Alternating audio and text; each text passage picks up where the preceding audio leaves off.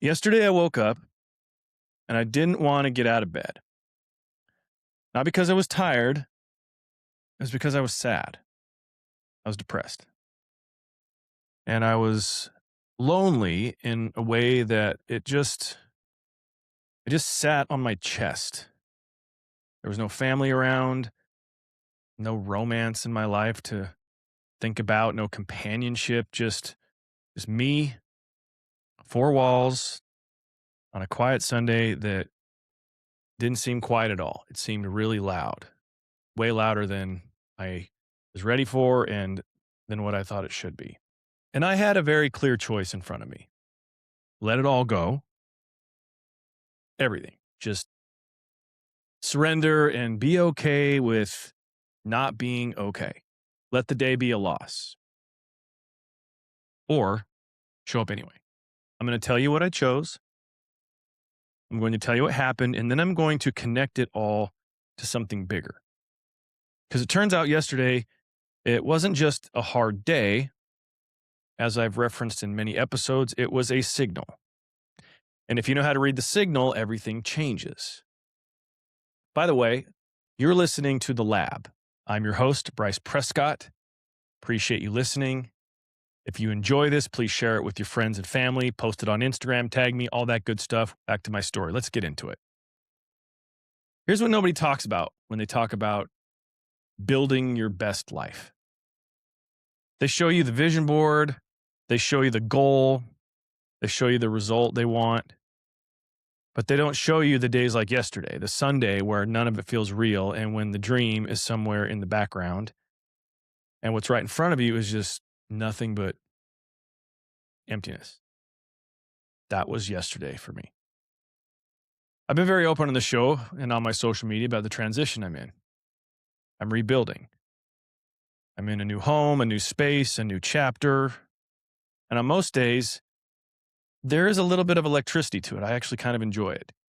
It feels like authorship to me. It feels like I'm finally writing the version of my story that I actually want to live.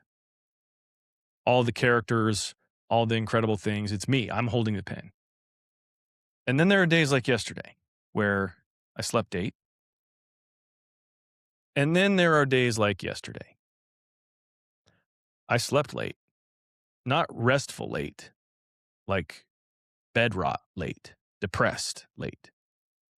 There's a difference, and your body knows the difference, even when your mind tries to lie about it. I had this familiar feeling of loneliness, and I know some of you know that too. That particular brand of alone where you realize that there's really no one to call. Not that there's not people to call, but just nobody to call. You know what I mean? There's no partner laying next to me in bed, no family within reach, no built in distraction or companionship, just you and again, the weight of your own thoughts.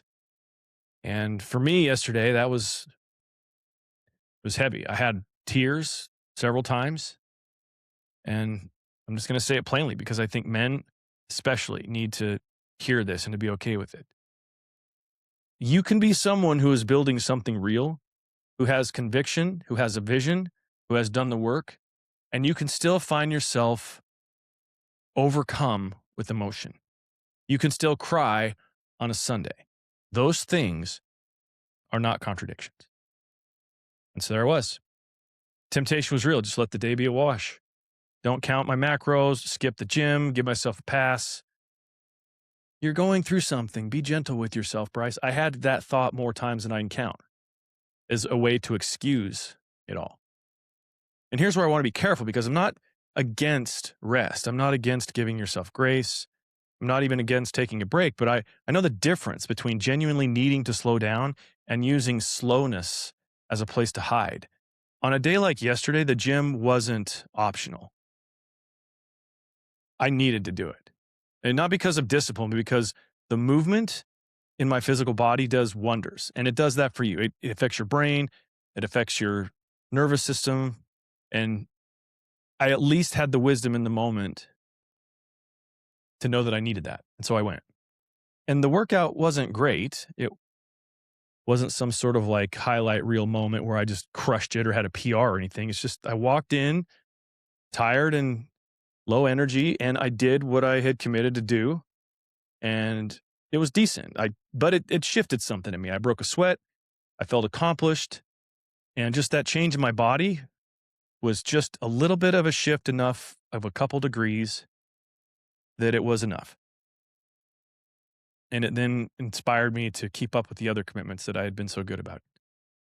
Sobriety and counting my macros and keeping those promises to myself that could have very easily gone by the wayside yesterday. But they didn't. I kept those. I'm thankful for that because I recognize now a day later that it was a real boost to my self-trust. I need that, especially now, to remind myself that I can make and keep commitments. I can do hard things. I can stand in the face of challenge. And even though I don't want to and everything in me is fighting against it, I can still make the best choice. And then this funny thing kind of happened. I got I got a package in the mail that I'd been waiting on. Just bear with me. It was new bed sheets, of all things. The place that I'm renting is a furnished place. So it's an incredible location. It's got wonderful it's really quite something. But because of that, it's felt more like an Airbnb at times than like my spot. And especially in my own bedroom, it's somebody else's sheets. There's other people's pictures on the walls. There's like, I didn't create this room or this environment. So it felt that way. It has felt that way. There's been a disconnect in me connecting with my space in that way. The irony of that is this office that I'm recording this podcast episode is exactly opposite. It was an empty room, and I have curated it and created it to be exactly what I want. This feels like my space, but my bedroom, not so much. And part of what was on that bed was these crappy sheets. And so I finally bought myself some new sheets. There was something about it, just rearranging the space, taking some pictures down, buying some other things to like really make it my own, my space, my environment, something that I had created, that I had agency over. And so just being in motion and doing that and starting to feel this new room of mine come into this feelingness of that it is my space and not someone else's space that I'm borrowing, it was healing. And so my mood started changing. I went for about an hour-long walk later in the evening. I talked with an old friend. I came home and ended up just playing some games and just having an easy night. And then I went to bed. And here's the thing, it felt better. Not fixed, but I did feel better. I felt like I had been able to shift something and that I won the day. The day didn't beat me. I had won the day. And this morning when I woke up, I was rested. I felt like myself again. Within the first hour, I was back in my breath work and meditation process. I was envisioning the life that I want, the home that I referenced in last episode. I'm walking through it. I've got my dream car. I'm driving a G-Wagon again. I'm back in that visualized space, and my body's responding to it in a really beautiful way. I'm experiencing both in my inner world and then pieces of my outer world, my dream life, my ideal scenario, in just parts, but at least it's something. I was feeling that energy. I was feeling like I was someone who knows that there is something coming and that my faith is being rewarded. My hope was returning in my body, not just my mind. I could feel it. If you were to talk to me yesterday, I was Chicken Little, man. The sky is falling. Just 24 hours later, completely different tune. And it's still tracking upward. Even in preparation for recording this podcast episode, I found myself in an excited place of sharing this story because I know that others experience this same thing. And that just by simply sharing it, it would help hopefully at least just one person to not feel like they were crazy or alone. But it begs the question, what happened? What actually changed between my Sunday morning and then this Monday morning? And that's what I want to unpack for the bulk of this episode. Because it wasn't magic, it was a process. And it's a process that you can run to. Now, here's the reframe. I want you to really sit with this because it's going to change how you look at your hard days. Let's be clear, yesterday wasn't a failure. Yesterday was a diagnosis. Every single feeling that I had, the loneliness, the depression, the sense that my room wasn't mine, there was no one around. None of that was random noise. It was all pointing at very specific things. It was my inner world was telling me in very clear language exactly where I needed to give attention. The loneliness wasn't just sadness, it was pointing at something. I've known for a while a pattern inside of me around receiving love, around letting people in, around allowing myself to be accompanied in life in a way that I actually want. And that's just not a circumstance problem. That's an internal work problem for me. And as I reviewed yesterday, I recognized that the loneliness was a signal on that dashboard, if you will, saying, hey, look here, this needs attention. And the room feeling like an Airbnb, that was pointing inside of me at a lack of belonging, at the need that I had to inhabit my own life fully and not just occupy somebody else's life temporarily. And the fix wasn't complicated. Some new sheets, a shoe rack, some wall art, 20 minutes of cleaning and rearranging. But the act of doing it was an act of me saying, I live here now. This place is my space. I am not a guest here, which means I'm not a guest in my own life. The gym, that was me honoring the promise I made to myself. Every time you keep a promise, even when it's inconvenient, even when you don't feel like it, you make a deposit into your own proverbial account, your self-trust account. And your self-trust is the foundation of everything, everything. I've said on the show before, and I'll keep saying it, your emotions are not your enemy. They are the map. They are the signal. Most people treat a hard day like it's evidence against them. Like the depression or the loneliness or the doubt is proof that something is wrong, that the path they're on isn't working. And I really understand that instinct. That can make sense to the intellectual mind, because when you're in it, that's what it feels like. It feels uncomfortable, like this can't be right. Why isn't this working? What if instead of asking, what does this mean about me, you asked, what is this showing me? Those are two completely different questions. The first one collapses you inward. What does this say about me? The second one opens a door. What is this showing me? And what does this mean about me is the path to shame spirals and paralysis. What is this showing me is the path to data, to information, to adjustment, to movement. And here's the thing about movement. You don't have to feel ready for it. I didn't feel ready yesterday for the gym.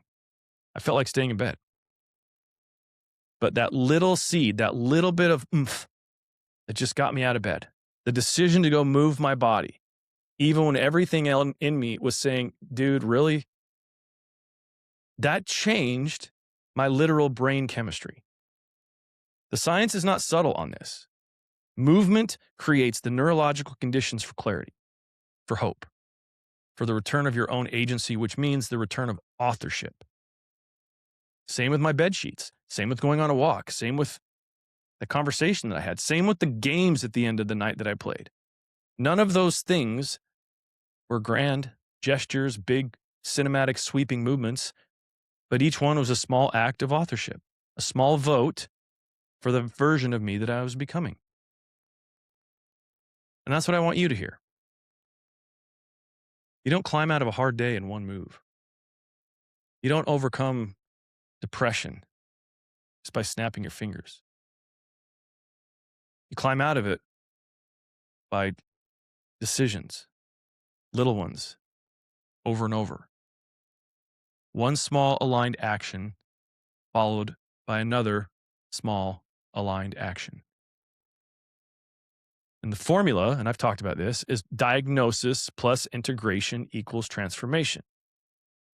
Yesterday was the perfect example of that formula in real time. The loneliness, it was a diagnosis. The new sheets, the walk, the connection, integration. The mood shift, the rest, waking up this morning back in my energy, that's the beginning of transformation. And you see this pattern in your own life as you look at it through this lens? It's never one big moment. It's always a series of small ones.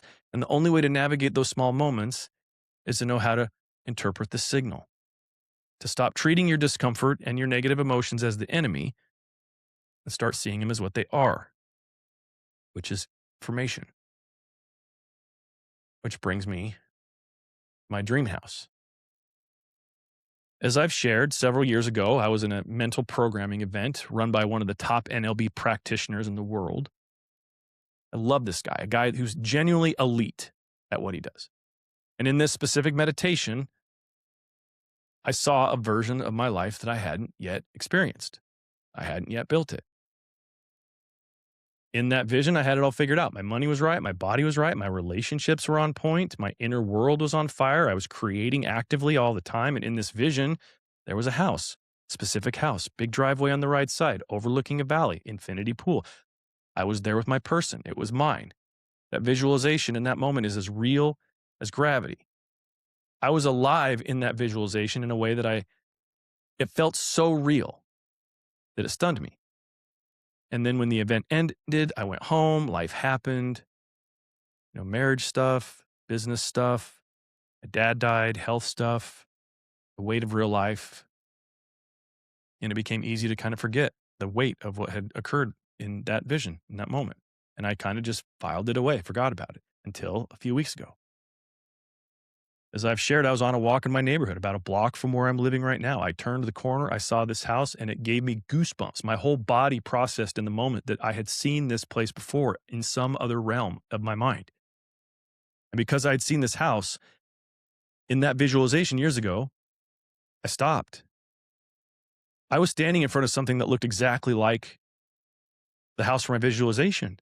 The driveway, the valley, the view, the pool, the glass wall, like it had never been lived in. 5 acres. I'm standing there, but it's in Scottsdale. And I'm thinking, holy shit. And as I shared as well, I toured it twice. Once during the day, once at dusk with all the lights on, watching the sky go from orange to purple to black. I know that's the house. It's $8 million. I don't have $8 million right now that I'm aware of. And all of that story about the debt service and all that, and I've shared that before. And here's where it gets interesting. And here's where the challenge of yesterday and the vision of my house become the same story. When I was on that second tour, I started thinking about the power bill, the water bill, the landscaping crew, what the HOA would cost. I felt the discomfort financially already about how expensive it would be to live there. Thought about what the payment's going to be, all of it. I felt real discomfort, like in my physical body, a tightening in my physical body. And I had this thought come up, can I actually pull this off? What if I get into the house and I lose it? What if I can't hold on to it? All these negative thoughts. Because like I've said, I've had big houses before. Mansions, 11,000 square foot homes with my one house had a basketball court in the basement. My other house was right next to a creek in a very luxurious neighborhood in Salt Lake City. I've lived in luxury real estate before, and I don't now.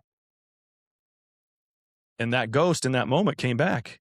Is this just another version of me reaching for something that I'm not ready for, that I've done before, and I would lose it if I got it anyway? And then I caught it. I recognized what was happening. That discomfort wasn't evidence that my dream was wrong or that I couldn't pull it off. It was a signal. It was pointing directly at exactly what I needed to grow into, not just from an earning standpoint, but as a person. My capacity, my nervous system, the things I would have to handle and deal with to live in a place like that and keep it. The worry about money, that was pointing at the work that I need to do on my mindset, my reoccurring revenue in my business, my marketing, my sales, my infrastructure. My worry about losing it, that was pointing at the pattern that I need to break. The one where I haven't fully trusted my own capacity to sustain something great. I know I can get into situations where I get what I want. Sustaining it, holding on to it, I got some insecurities there. This emotion was a reminder of working on that insecurity. Every moment of discomfort, when I thought about that house, think about that house, is my inner world saying, look here, this needs resolved if you're going to do it. This is where you get to focus. This is where you have work to do. This is what is between you and that life. And yesterday, was the daily version of that same process. The house, that's the long game. Yesterday was the short game. But the formula is identical. Discomfort is a signal, signal is an invitation, invitation as an opportunity to grow, and the growth as the path to the thing that I actually want. The growth as the path to the thing you actually want in your own version of this. And here's what I want to say about that house. And for whatever version for you that house is, it starts with just knowing what you want, specifically, in detail. Because this is what I constantly see in coaching. I see it's in my group coaching experience, the lab, in my one-on-one clients. Most people are vague about what they want. I want more money. Okay, good. How much? What for? How are you going to manage it? What type of spender are you? I want a better relationship. Okay, cool. Well, what does that look like for you on a Tuesday? How do you show up in that relationship? How do they show up for you? Do you know? Have you done the work to know what you want when you say you want a better relationship to even quantify that? As I say these words and you're listening, what do you feel in your body right now? When I ask you that, do you know? Do you feel a sense of assurance? Or is it vague? Because vague desires get vague results. Your subconscious mind is the most powerful focus agent that there exists, but it needs something specific to focus on. The moment you get detailed about what you want, your mind starts illuminating things, showing you opportunities, inspiring you to talk to people, to go places, giving you ideas that were always there, but that you weren't calibrated yet to see. You weren't on the right frequency. And the same reason it's exactly why when you buy a new car, you all of a sudden start seeing that car everywhere. Those cars were always there. Your mind just wasn't tuned to them. Same thing happens when your dreams get specific. So here's an exercise I give every client that I work with. I know that you've heard this before, but I don't care. Very few of you are actually doing this. I give every client I work with the following exercise. Make 2 lists, 100 items each. First list, material items you want. Doesn't have to be practical, can be crazy, doesn't have to be humble. You want the Rolex, you want the house, the car, you want the Lambo, the private jet, courtside seats to the game, whatever. Put on the list. The second list is your experiences. The graduation gift you want to give your kid, the 50-yard line moment, the trip you always imagined, the version of your relationship you've been afraid to admit you want, time and space where you've got time on your own, you have time freedom. You want that? Put that on the list. And here's what always happens. People get to 25, 35 items, they hit a wall. It's not because there's nothing left to want. It's because the voice in their head starts talking them out of it. I really don't need that much. I'm not really a materialistic person. That's not realistic for me. I don't need to focus on that. And that voice is not your conscience. That voice is just your comfort zone. It's trying to keep you small and predictable. That voice is basically fear. It's fear wearing the mask of humility. It's quite literally the perfect version of the wolf in sheep's clothing. Your fear will eat you alive, especially when you're trying to make it look benevolent. So push through it. Keep writing. Because the act of allowing yourself to want, specifically in detail and without apology, is one of the most aligned things you can do for yourself. It bypasses the limiting beliefs. It gives your subconscious a target. And when your subconscious has a target, it will start showing you the way. Every signal, every discomfort, every hard day becomes a data point on the map to that life. You want to know the cool part about all that? That's not magic. That's not crystals. That's science. That's behavioral science working for you. That is a formula for exactly what you want, showing you exactly the growth required to get the thing that you want after you've decided it. So let's bring all this home. Yesterday, I woke up depressed, cried, felt completely alone, and I had a choice. This morning, I woke up and the first thing on my mind was my dream house, dream car, the life I'm building, my business, the version of myself I'm becoming. That's not a contradiction. That's the process. That's what this actually looks like. It's not a highlight reel, but it's real life. On a Sunday, in real time. It's never a straight line, but it's always pointing somewhere. It's always tracking. Every dip, every signal, every hard morning, it's pointing at something that needs your attention. Something that once you address will level you up. It will close the gap. And it will move you toward the life you actually want to live. And the formula is simple. Like I shared last week, LAB actually stands for learn, apply, become. You learn what you want, you apply the discomfort in ways so you grow and you become that version of yourself. Learn what you want, learn what's in the way, apply the things that move you towards it. Become the person who can actually hold that life. Diagnosis plus integration equals transformation. Not easy, but it is that simple. So if you are in a hard stretch right now, I want you to hear this directly. You're not broken and you're not behind. You're not doing it wrong. You're in that middle space between the decision and the embodiment. I call that the buffer. And the discomfort you're feeling is not a sign to stop, it's a signal. It's an invitation to become who you need to be to have the life you actually want. So receive the signal, process it, do the work, keep showing up. Not because it feels good, but because what's on the other side of it is the person that you're choosing to be. Like I said, that line is never straight. It will ebb and it flows. But if you stay committed, it will track north. It always tracks upward. My friends, that's today's episode. I hope that you got a lot out of this and that if you need to, go back and re-listen to it because there are some important things for you to consider about processing your own difficult moments and what they mean. And how foundationally what's required for all of this to make any sense is for you to have a clear understanding of exactly what you want out of your life in every area and domain. My friends, you've been listening to The Lab. I'm your host, Bryce Prescott. And like I always say, until next time, take it a day at a time. I'll see you.